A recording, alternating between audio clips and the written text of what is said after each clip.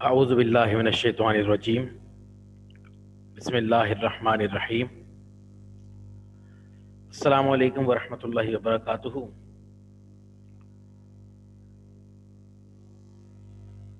آج انشاءاللہ اپنا جو چوتھا لیکچر ہے وہ ہم اسٹارٹ کریں گے، فرسٹ ایئر اسلامیات۔ تو جیسا کہ آپ سب کے علم میں ہے کہ ابھی جو ہمارا ٹاپک چل رہا تھا ارکان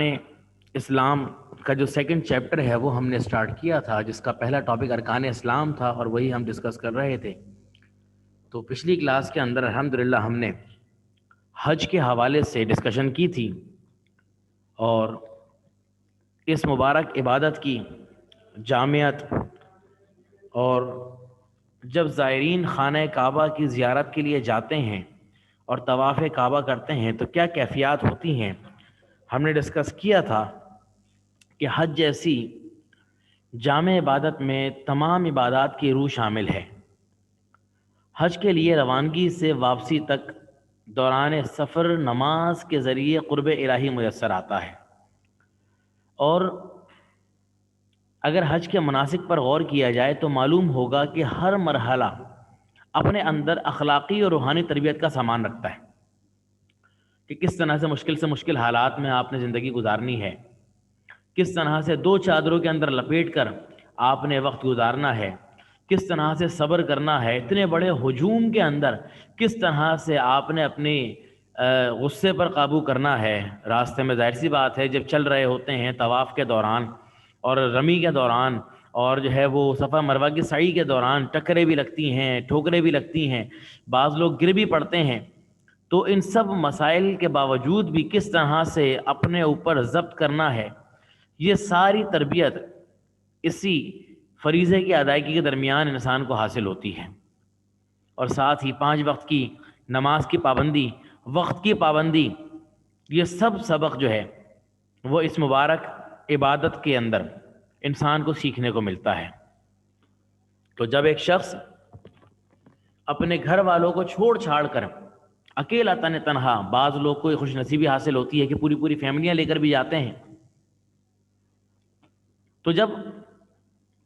ایک شخص اپنے گھر بار کو، اپنے خاندان والوں کو، سب کو چھوڑ چھاڑ کر، جو اس کا کاروبار ہے، جو دھن دولت ہے، دنیاوی دلچسپیوں کا سامان ہے، گاڑیاں ہیں، ان سب چیزوں سے منہ موڑ کر جب وہ دو چادریں لپیٹ کر، چاہے وہ اپنے ملک کے اندر کتنا ہی بڑا بادشاہ کیوں نہ ہو،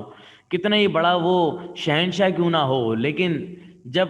حاضری کے لیے حج پر جائے گا یا عمرہ پر جائے گا تو دو ہی چادریں لپیٹا ہوگا، اور دو ہی چادریں لپیٹ کر لبیک اللہم لبیک لبیک لا شریک لک لبیک ان الحمد والنعمت لک والملک لا شریک لک، یہ صدائیں بلند کرتا ہوا بیت اللہ شریف میں حاضر ہوتا ہے، تو اس کا یہ سفر ایک طرح سے سفر آخرت کا نمونہ بن جاتا ہے۔ اس دینی ماحول اور پاکیزہ فضا میں جب وہ مناسک کے حج ادا کرتا ہے تو اس کی حالت ہی عجیب ہوتی ہے، عجیب کیفیات اس کے اوپر طاری ہوتی ہیں، اور یقین کریں خدا کی قسم انسان جب وہاں پہ دعاؤں میں مشغول ہوتا ہے، جب کعبے پہ نظر پڑتی ہے، کہاں کے مال دولت، کہاں کے آل اولاد، کہاں کے گھر والے، کہاں کا چین و سکون، آرام، عیش و عشرت، گاڑیاں، سب دھرا کا دھرا رہ جاتا ہے، اور انسان ایک الگ ہی دنیا میں کھو جاتا ہے۔ اور الگ ہی انسان کی حالت ہوتی ہے جب وہ اس مبارک مقام کی زیارت کرتا ہے، پھر مدینہ جاتا ہے، روضہ رسول پر حاضری دیتا ہے، سلام عرض کرتا ہے، اور دل میں یہ کیفیات لے کر آتا ہے کہ یہ وہ ہیں، یہ وہ شخصیت ہیں کہ جس کا میں امتی ہوں، یہ وہ شخصیت ہیں کہ جو جد چشم تصور سے انسان سوچے تو صحیح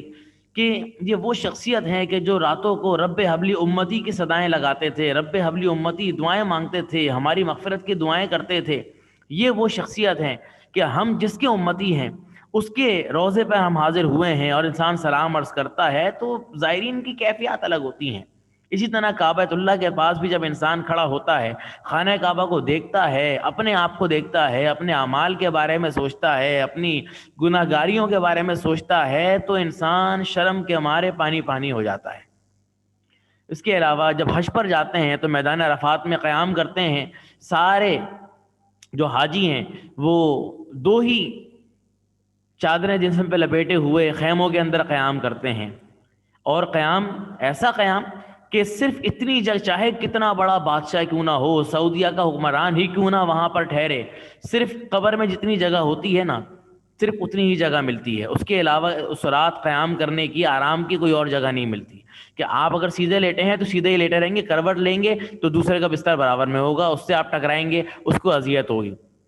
تو میدان عرفات میں جب انسان قیام کرتا ہے تو اس قیام سے اسے وہ بشارت یاد آتی ہے کہ جو اللہ تعالیٰ نے دین اسلام کی صورت میں مسلمانوں پر اپنی نعمت تمام فرمائی، کہ جب رسول اللہ نے فرمایا تھا کہ آج میں نے تم پر اپنی نعمت تمام کر دی، تمہارے لیے دین اسلام کو بطور دین پسند کر لیا، اللہ رب العالمین کا ارشاد ہے کہ میں نے آج تم پر اپنی نعمت تمام کر دی اور اسلام کو بطور دین تمہارے لیے پسند کر لیا، اور یہی وہ مقامات تھے کہ جہاں رسول اللہ نے خطبہ حجۃ الوداع عطا فرمایا تھا۔ تو اسے جب حاجی وہاں جاتا ہے تو اسے حضور نبی کریم صلی اللہ علیہ وسلم کے مبارک خطبے کی بے مثال ہدایات یاد آتی ہیں، اسے یہ حکم یاد آتا ہے کہ میرے بعد گمراہی سے بچنے کے لیے قرآن اور حدیث کو مضبوطی سے تھامے رہنا۔ قربانی کرتے وقت حضرت ابراہیم علیہ السلام اور اسماعیل علیہ السلام کی وہ قربانی یاد آتی ہے کہ اتنے عرصے کے بعد اللہ رب العالمین نے آپ کو بیٹا عطا فرمایا، اور پھر اللہ کے حکم پر، اللہ کا حکم ہوا کہ اس کو ہماری راہ میں قربان کرو، تو آپ جو ہیں وہ بلا کچھ سوچے سمجھے آپ اپنے بیٹے کو قربان کرنے کے لیے چل دیتے ہیں، اور بیٹا قربان جائیے اس بیٹے کے اوپر کہ وہ بیٹا بھی اپنے باپ کی صدا پہ لبیک کہتا ہوا، رب کی رضا میں راضی ہوتا ہوا وہ قربان گاہ کی طرف چل دیتا ہے۔ پھر کس طرح اللہ رب العالمین کرم فرماتا ہے اور اسماعیل علیہ السلام کی جگہ ایک مینڈھا جنت سے بھیجا جاتا ہے اور اس کی جو ہے وہ قربانی کی جاتی ہے۔ تو انسان جب اس مقام پر پہنچتا ہے تو وہ سوچتا ہے کہ اس قربانی کے مقابلے میں میرے نفس کی چھوٹی موٹی خواہشات کی قربانی کی حقیقت ہی کیا ہے؟ اتنی بڑی قربانی کہ ایک بیٹا جو اتنے عرصے کے بعد اللہ نے عطا کیا، وہ بھی قربان کرنے کے لیے اللہ کی راہ میں راضی ہو گئے، وہ کیسے رضا کے پیکر تھے۔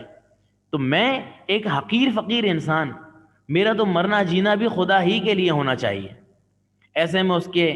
دل پر یہ کلمات بے ساختہ جاری ہو جاتے ہیں کہ انا صلاتی و نسکی و محیای و مماتی للہ رب العالمین لا شریک لہ وبذالک امرت وانا اول المسلمین۔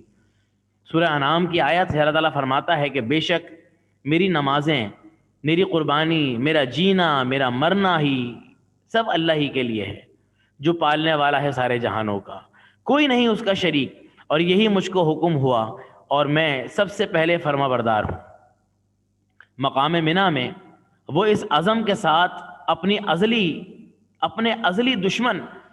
جو کہ آدم علیہ السلام کی تخلیق سے پہلے بھی موجود تھا، اور آدم علیہ السلام کی جب تخلیق ہوئی تو کھلی دشمنی کا اس نے چیلنج کیا، تو اس دشمن شیطان کو کنکریاں انسان جب مارتا ہے تو اس کو یہ احساس ہوتا ہے کہ اب اگر یہ میرے اور میرے اللہ کے درمیان حائل ہونے کی کوشش کرے گا تو اس سے پہچاننے میں غلطی نہیں کروں گا۔ جب وہ بیت اللہ کے سامنے پہنچتا ہے تو اس کی روح اس خیال سے وجد میں آ جاتی ہے کہ جس مقدس گھر کی زیارت کے لیے آنکھیں نمناک تھیں، آنکھیں ترستی تھیں، دل تڑپتا تھا، وہ آج میری آنکھوں کے سامنے ہے۔ خدا سے لو لگائے رکھنے کی یہ کیفیت حاجی کے لیے تسکین اور روح کی مسرت کا باعث بنتی ہے۔ طواف کے بعد وہ صفا اور مروہ کے درمیان سعی کرتا ہے تو گویا زبان حال سے کہتا ہے کہ اے اللہ، تیرے قرب سے حاصل ہونے والی اس قوت ایمانی کو میں تیرے دین کی سربلندی کے لیے وقف کر دوں گا، اور عمر بھر حضرت محمد مصطفیٰ صلی اللہ علیہ وآلہ وسلم کے نقش قدم پر چلنے کی کوشش کروں گا۔ دل کی یہی تمنا دعا بن کر اس طرح لبوں پر آ جاتی ہے کہ اللہم استعملنی بسنتی نبیک وتوفنی علی ملتہ واعذنی من مضلات النفس، کہ اے میرے اللہ مجھے اپنے نبی کے طریقے پر کاربند رکھ، اس پر چلنے والا بنا، اور اس پر عمل کرتے ہوئے مجھے اپنے پاس بلا لے، اور نفسانی نغزشوں سے مجھے محفوظ فرما۔ اب یہ حج ایک ایسی عبادت ہے جس کے بے شمار فوائد ہیں۔ چند فوائد میں آپ کے سامنے پیش کرتا ہوں کہ حج کا سب سے بڑا فائدہ یاد الہی اور قرب خداوندی ہے۔ کہ انسان جب سب کچھ چھوڑ چھاڑ کے اس مقام پر اتنی دور جاتا ہے تو کیوں جاتا ہے؟ کہ اس کو اللہ کا قرب حاصل ہو، دنیا کی محبت اور اولاد کی محبت، گاڑیاں، عیش و عشرت، بنگلے سب پیچھے چھوڑ چھاڑ کے اپنی شہنشاہی، اپنا جو ہے تخت شاہی سب چھوڑ کر وہ اللہ کی بارگاہ میں حاضر ہوتا ہے تاکہ اس کو اللہ کا قرب حاصل ہو، ان چیزوں کی محبت اس کے دل سے دور ہو جائے۔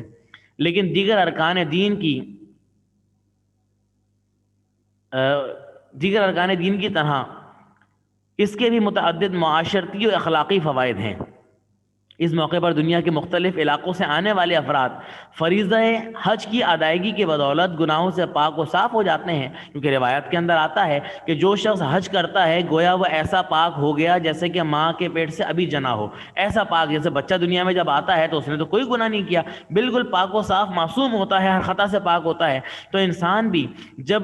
حج کرتا ہے، حج مقبول کرتا ہے، تو اس کے بعد پھر وہ ایسا گناہوں سے پاک ہو جاتا ہے کہ اس کے گناہ ایسے مٹا دیے جاتے ہیں جیسے کہ ماں کے پیٹ سے ابھی جنا ہو۔ تو یہ لوگ اپنے ساتھ ایمان اور تقوی کی پاکیزگی کی جو دولت لے کر لوٹتے ہیں وہ ان کے ماحول کی بھی اصلاح کا سبب بن جاتی ہے۔